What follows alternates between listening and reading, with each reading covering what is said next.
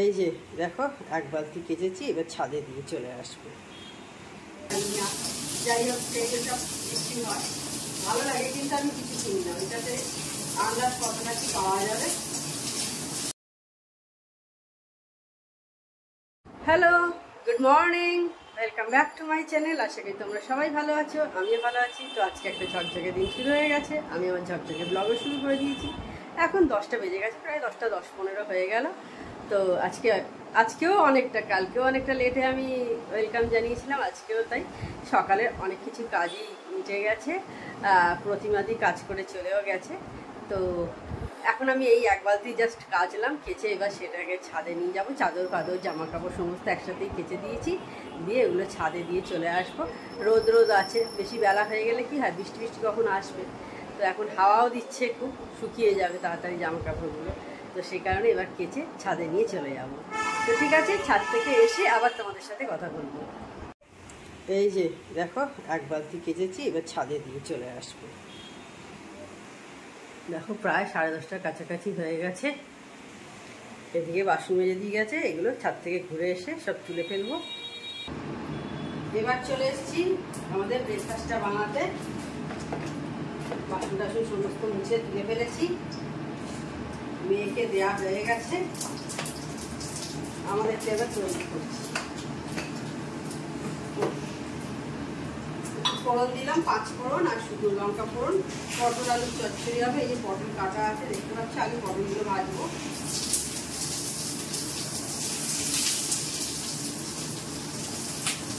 এটা বসিয়ে দিয়ে আমি রুটিটা করে দেবো। এটাকে ছোট গ্যাসে ট্রান্সফার করে দেবো, করে দিয়ে করে দেবো।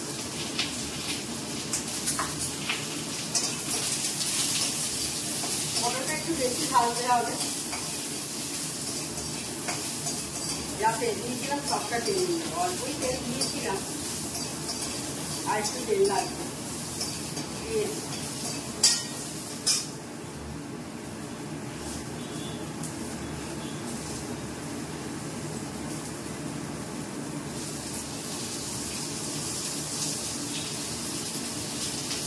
একদম দেখো আমার ছোট্ট পড়ায় একটুখানি।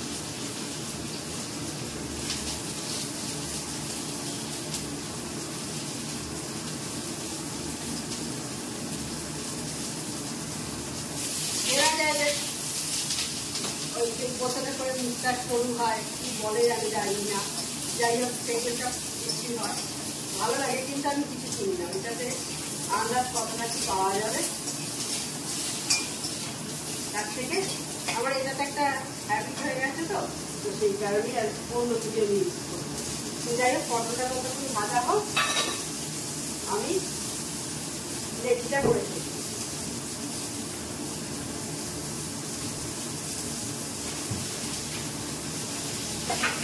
একটু সময় লাগবে ভাজতে।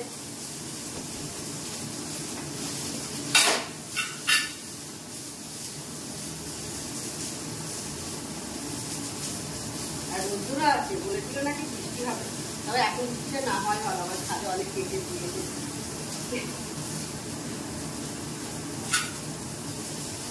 চাদর ফাদর বড় বড় চাদর, তো বিছানার চাদরগুলো বড় হয়, গায়ের চাদরও আমাদের চাই বড়। একটু কমিয়ে দিয়েছি তেলটা, নাহলে না কড়াটা খুলে যাবে। যদিও কড়াটা আমি ইউজ করার পর আবার নিজেই সাবান দিয়ে, এই তরকারি হয়ে যায় আমি সাবান দিই, এইভাবে রাখি না।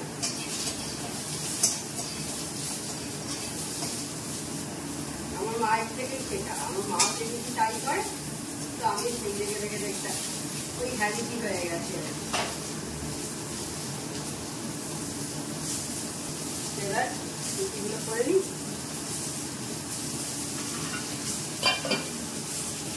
রেখে দিয়ে চলে আসছি। তো বন্ধুরা, আমার একটা জিনিস কিন্তু মনে খুব প্রশ্ন আসে, একজন ভালো মা কি মানে তাকে সবসময় শাঁকা পলা পরতে হবে, সিঁদুর পরতে হবে মাথা ভর্তি, বড় চুল রাখতে হবে, শাড়ি পরতে হবে, তবেই কি একজন আদর্শ মা হওয়া যায়? তোমরা কি মনে হয় তোমাদের? আমার তো তা মনে হয় না।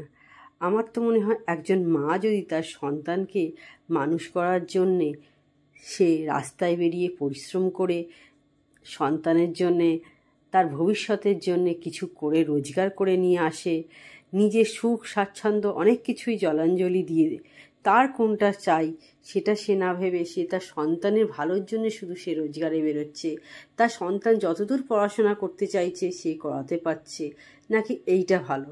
তোমাদের কি মনে হয় বন্ধুরা? আমার অন্তত মনে হয় না যে এই রকম মা হলেই যে সে ভালো হবে, আর যে রোজগার করে আনছে সে খারাপ। দেখো এখন আইসক্রিম খাচ্ছি, স্নান টান করে নিয়েছি, মা নিয়ে এসেছিল সেদিকে, আগে একটা কাপড় দিলাম তারপরে বলতে ভালো লাগে আমার যেটা খাই প্রায় দিনে আমরা কিনে এরকম রেখে দিই। কি গো আইসক্রিম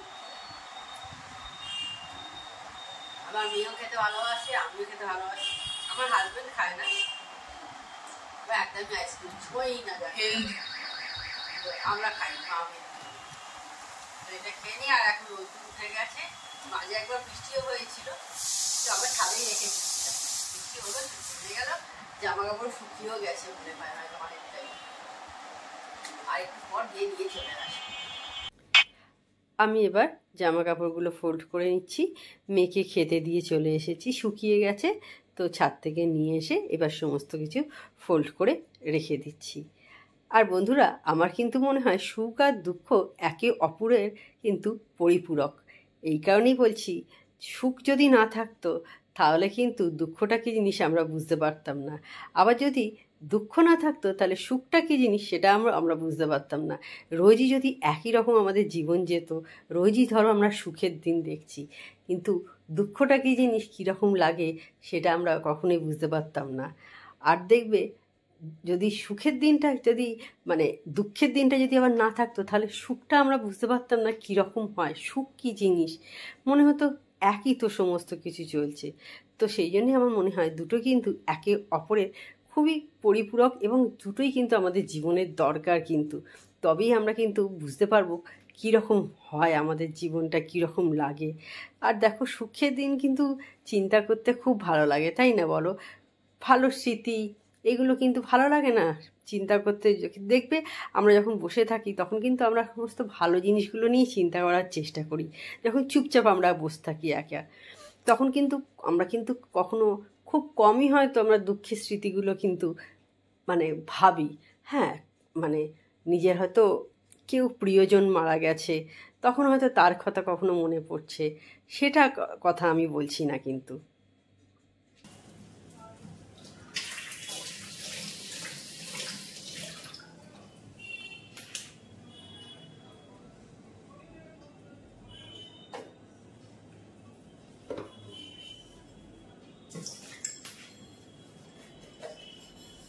বিকেলে চা খাওয়া হয়ে গেছে সন্ধ্যাবেলা, এখন 7:10 মতো হয়েছে, একটু টিভি দেখলাম, টিভিতে বিশেষ কিছু দেখার মতো দেখতে পাই না, বসে বসে এদার ওদার খালি দেখি কি দেখা যায়, ঘোরানো যায়, এতেই টাইম কেটে যায়।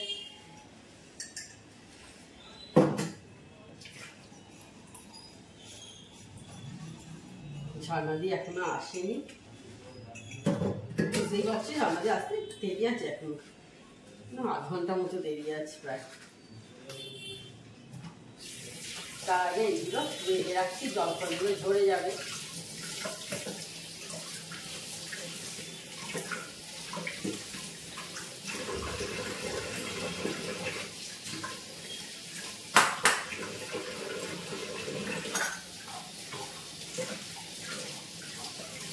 আর আজকে দুপুরে পোস্ত হয়েছিল, আমাদের আর শেয়ার করা হয়নি।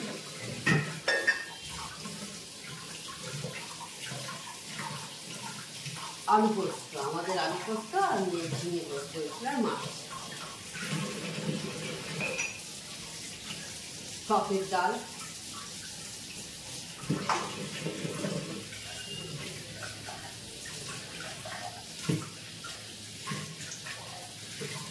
এখন বসে বসে একটু স্পন্ডিলাইটিসের যে এক্সারসাইজ আছে এগুলো সব করলাম। চা খাওয়ার পর আর কি একটু এক্সারসাইজগুলো করলাম, না করলে হবে না।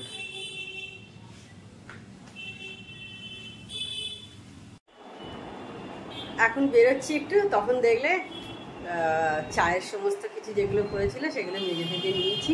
এখন বাইরে ঝর্ণাদি রান্না করছে, তো একটু দিদিদের ফ্ল্যাটে যাচ্ছি, অনেকদিন যাওয়া হয়নি, কিছুক্ষণ যাবো, গল্প গল্প করবো, তবে চলে আসবো। তো ঠিক আছে, একদম বাড়ি ফিরে তোমাদের সাথে কথা হবে। তখন তোমাদের বলেছিলাম বেরোবো, দিদিদের বাড়িতে যাব, তো চলে এসেছি, এই জাস্ট আর কি ঢুকেছি। দেখো কটা বাজে, 10টা প্রায় 15-র কাছাকাছি হলো। তাহলে আজকে ভিডিওটা আর আমি বড় করছি না। আমার চ্যানেল যদি তোমাদের ভালো লেগে থাকে তবে অবশ্যই আমার চ্যানেলকে তোমরা সাবস্ক্রাইব করো, লাইক করো, শেয়ার করো। আর যেসব বন্ধুরা এখনো পর্যন্ত আমার চ্যানেলকে সাবস্ক্রাইব করোনি তারা চটাপট আমার চ্যানেলকে সাবস্ক্রাইব করে দিও। Tata, good night, sweet dreams.